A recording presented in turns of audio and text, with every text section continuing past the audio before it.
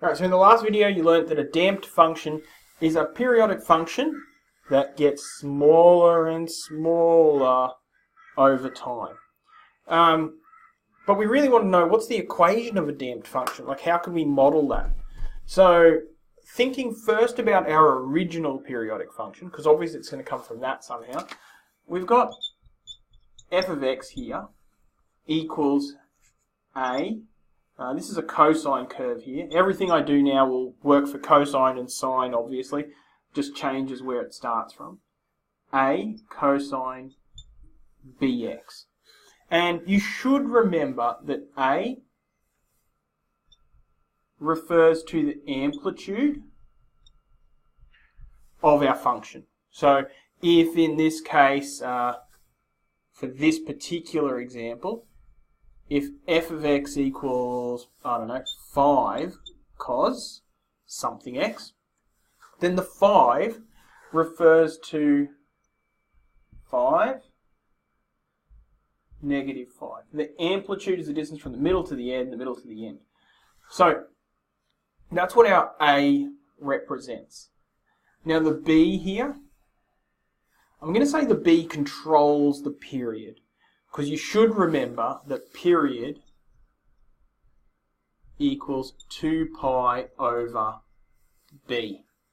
Alright, this is all, should all be revision.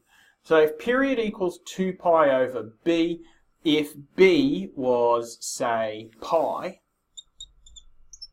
in this particular example, then the period would be 2 pi over pi, which is 2. So that means the distance from here to here, the time it takes for it to repeat, would be 2. So that would be 1, that would be 1.5, and that would be 0.5. And there is our periodic function. We've taken a cos bx, and we've done a specific example, 5 cos pi x. Now, this one, what are we going to do? Now, the period is always the same, so I can still have this little bx here as my period, 2, 2, 2, 2, whatever it might be. But think about what's happening to my amplitude.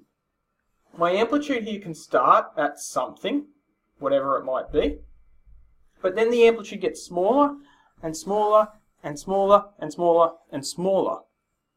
So we need an a value that as x increases, the a value gets smaller and smaller and smaller and smaller. So what we're going to do is have a function multiplied by a function. And the actual function we're going to use for our damped function is f of x equals, just to make sure I write it the way that, e to the power of ax times cos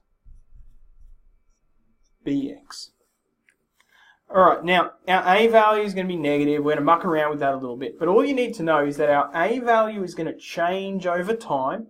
And the way that we're going to change our a value over time is with this e to the ax. A function times another function. So that's replacing our a value here.